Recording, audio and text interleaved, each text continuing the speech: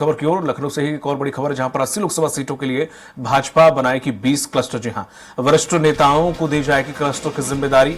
प्रत्येक क्लस्टर में 3 से 5 लोकसभा सीटों की होगी जिम्मेदारी। जी, बूथ स्तर तक मजबूत नेटवर्क अपना करेगी बीजेपी। मंत्रियों और सांसदों विधायकों के साथ पदाधिकारियों की जिम्मेदारी तय होगी। 12 फरवरी तक मंत्री, सांसद और विधायक गांव में प्रवास करेंगे। प्रभारियों की 16 जनवरी को दिल्ली में ये बैठक होगी। विधानसभा क्षेत्र में होंगे प्रबुद्ध सम्मेलन। प्राण प्रतिष्ठा का बहिष्कार करने पर कांग्रेस के खिलाफ घर घर जाएगी बीजेपी। फरवरी में बीजेपी के सभी मोर्चों के होंगे राष्ट्रीय सम्मेलन।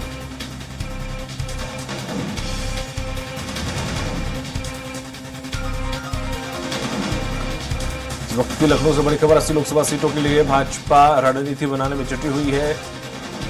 क्लस्टर बना के काम किया जाएगा। प्रत्येक क्लस्टर में 3 से 5 नेता मौजूद रहेंगे, जो कि नेटवर्क जो जमीनी स्तर पर है उसको मजबूत करेंगे।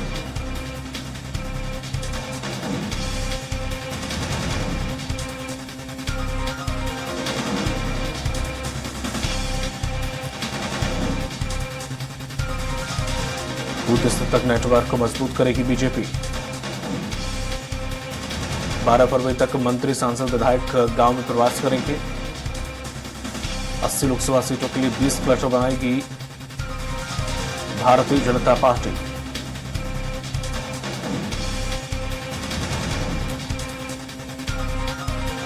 बूथ स्तर तक नेटवर्क को मजबूत करेगी बीजेपी। अधिक जानकारी के साथ घनश्याम चौरसिया सहयोगी हमारे जुड़ गए हैं। घनश्याम, 20 क्लस्टर बनाए जाएंगे 80 लोकसभा सीटों के लिए, क्या कुछ रणनीति है क्लस्टर का? हालांकि ये पहली दफा नहीं है, बीजेपी पहले भी इस तरह से क्लस्टर बनाती रही है, चाहे वो विधानसभा चुनाव हो चाहे वो लोकसभा चुनाव है। इन क्लस्टर की क्या भूमिका रहेगी? जमीनी स्तर पर क्या काम करेंगे? कितने नेता शामिल होंगे? क्या जिम्मेदारियां तय होंगी?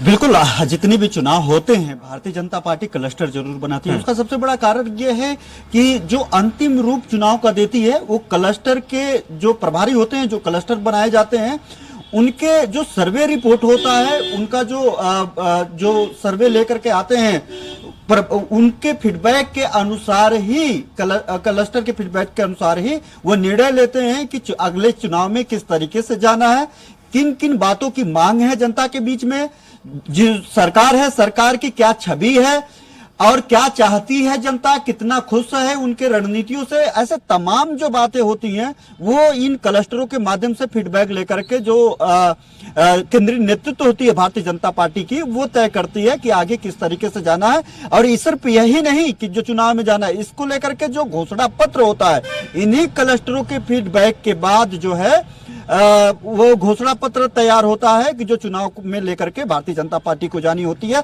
तो ऐसे में जो 80 लोकसभा सीटें हैं उत्तर प्रदेश में, उसमें 20 क्लस्टर नियुक्त किए जाएंगे। और जो 20 क्लस्टर नियुक्त किए जा रहे हैं उसमें दो लोकसभा सीटों से लेकर के 5 या 6 लोकसभा सीट एक प्रभारी, एक क्लस्टर प्रभारी के अंडर में आएगा, जिनका वो प्रभार होगा। फरवरी में कई कार्यक्रम है। 16 जनवरी को दिल्ली में प्रभारियों की एक बैठक है। पूरी स्ट्रेटेजी प्लान कर दी गई है। विनोद तावड़े जो राष्ट्रीय महामंत्री हैं भारतीय जनता पार्टी की, कल ये लखनऊ में थे। लखनऊ में एक बड़ी बैठक किए थे जिसमें प्रदेश अध्यक्ष भूपेंद्र चौधरी और तमाम जो पदाधिकारी हैं संगठन के, उसके अलावा मुख्यमंत्री योगी आदित्यनाथ, दोनों डिप्टी चीफ मिनिस्टर और कई वरिष्ठ मंत्री, 20 से ज्यादा वरिष्ठ मंत्री वहां पे मौजूद रहे। पूरे स्ट्रेटेजी प्लान की गई। केंद्र सरकार, अंतिम साल है केंद्र सरकार का, मोदी सरकार का। आप चुनाव में जाएंगे, वहां 2 से 3 महीना बाकी है, 100 दिन से कम वक्त है जब चुनाव में भारतीय जनता पार्टी और देश के सभी पॉलिटिकल पार्टियां जाएंगी। तो ऐसे में जो केंद्रीय नेतृत्व का प्लान है, वो प्लान लेकर के आए थे। कल बैठक हुई और काफी 6-7 घंटे तक ये बैठक चली और पूरा मंथन हुआ। उत्तर प्रदेश की स्ट्रेटेजी को लेकर के भी मंथन हुआ। अब लोकसभा वार, विधानसभा वार प्रबुद्ध सम्मेलन भी होगी, ये इस बैठक में शामिल किया गया है। क्लस्टर जो होंगे, क्लस्टर के अलावा जो सांसद, विधायक और मंत्री उत्तर प्रदेश में हैं, वो सभी लोग रात्रि विश्राम करेंगे, रात्रि प्रवास करेंगे, गांव में जाकर के प्रवास करेंगे 1 से 12 फरवरी तक।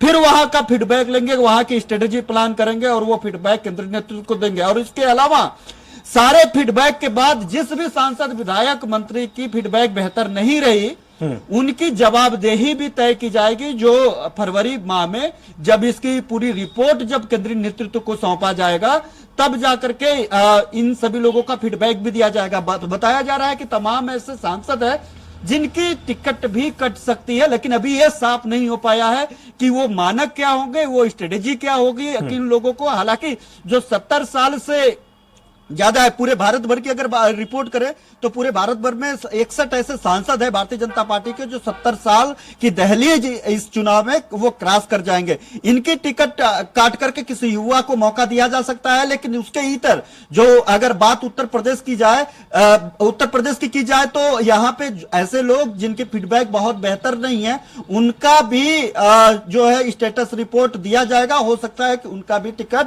कट जाए, लेकिन अभी इस मामले को लेकर के, इस बात को लेकर के भारतीय जनता पार्टी ने साफ नहीं किया है। हाँ, फीडबैक लेना, उनका सर्वे रिपोर्ट करना, वहां की उनके जो रिपोर्ट कार्ड है, जो सांसद, विधायक, मंत्री, जो भी यहाँ पे जनप्रतिनिधि है भारतीय जनता पार्टी के बैनर के नीचे, उनका रिपोर्ट कार्ड अब सौंपा जाएगा इन्हीं क्लस्टरों के माध्यम से। इसके अलावा तमाम कार्यक्रम किए जाएंगे। फरवरी माह में 7 मोर्चों के राष्ट्रीय सम्मेलन होने जा रहे हैं, यानी भारतीय जनता पार्टी पूरे देश भर का जो इसके 7 मोर्चे हैं भारतीय जनता पार्टी के, उन सभी का सम्मेलन करेगा। जो उत्तर भारत का जो भी बैठक होगा, जो सम्मेलन होगा, उसको प्रदेश कमेटी यानी भारतीय जनता पार्टी उत्तर प्रदेश कमेटी जो है उसका जो है मेजबानी करेगी। यानी जाहिर बात है कि उत्तर भारत की पूरी दारोमदार उत्तर प्रदेश को लेकर के Bharatiya Janata party strategy plan करने में जुट गई है। अब जो है लोगों को जनता के बीच में जाना है, प्रबुद्ध सम्मेलन हर विधानसभा स्तर पे करना है, एक बड़े नेता को वहां पे मुख्य अतिथि के तौर पे बुलाना होगा जो वहां पे भारतीय जनता पार्टी के स्ट्रेटेजी प्लान को लेकर के लोगों को समझाएगा। लाभार्थियों को लेकर के लगातार भारतीय जनता पार्टी लोगों के बीच में जा रही है। अब लाभार्थियों को जोड़ने का काम करना होगा, क्योंकि अभी हाल ही में 50 दिनों के अंदर लाभार्थियों को जोड़ने के लिए जो भारत विकसित संकल्प यात्रा है, 10 करोड़ लोगों को भारतीय जनता पार्टी ने जोड़ा। तो अब अगर देखा जाए इसमें तो दीपक, अब उसको भारतीय जनता पार्टी को कैसे उनको अपना वोटर कैसे बनाना है। जरूरी नहीं कि जो लाभार्थी हैं वो भारतीय जनता पार्टी के वोटर हैं। ऐसे में अगर वो लाभार्थी हैं तो उनको भारतीय जनता पार्टी को वोटर कैसे बनाना है, उनको भारतीय जनता पार्टी के जो कमल के फूल के बैनर के नीचे कैसे लाना है, इसको लेकर के जद्दोजहद अब भारतीय जनता पार्टी करने जा रही है। यानी पूरे चुनावी मोड में उतर चुकी है। लगातार बैठकें जारी हो गई हैं, लगातार इन बैठकों के अलावा अगर देखा जाए स्ट्रेटेजी प्लान कर ली गई है। अब सांसदों के जो चेहरे की लकीरें हैं जो वो कहीं ना कहीं डाउन होता हुआ दिखाई दे रहा है। वो लोग जो लोग काम नहीं किए, जनता के बीच में नहीं गए, क्योंकि भारतीय जनता पार्टी इस क्लस्टर के जरिए अब जाकर के उनका रिपोर्ट कार्ड लेगी और केंद्रीय नेतृत्व को सौंपेगी। और इसमें सबसे बड़ी बात है कि वो सीटें, जिन सीटों पे बहुत कम मार्जिन से भारतीय जनता पार्टी जीत हासिल की है, या फिर वो सीटें जहां पे भारतीय जनता पार्टी को हार का सामना देखना पड़ा है, बताया जा रहा है कि सबसे पहले ऐसी सीटों का घोषणा होगा और ऐसी सीटों की घोषणा होगी ताकि वो जाकर के फिर से तैयारी और बेहतर कर पाए, उनके पास एक वक्त हो कि तैयारी कैसे करनी है। दूसरी बात, इसमें सबसे बड़ी बात यह है कि वो जो तैयारी करेंगे उसमें स्ट्रेटेजी प्लान चाहिए कि भारतीय जनता पार्टी की स्ट्रेटेजी प्लान क्या होगी। वो काम ये क्लस्टर करेंगे।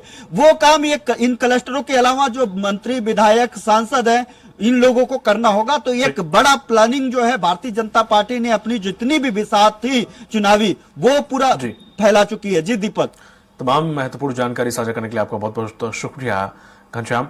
तो ये थे हमारे सहयोगी घनश्याम, जिन्होंने जानकारी दी है कि क्लस्टर बना के किस तरह से जिम्मेदारी सौंपी जाएगी और हर एक सांसद की सीट का फीडबैक लिया जाएगा। उसके बाद ही तय किया जाएगा कि इसको आगे नेक्स्ट टाइम में सीट मिलेगी यानी कि या नहीं, प्रत्याशी बनाया जाएगा या नहीं। देखने वाली बात होगी किस तरह से अपना किला मजबूत करके रखती है बीजेपी। रुक करता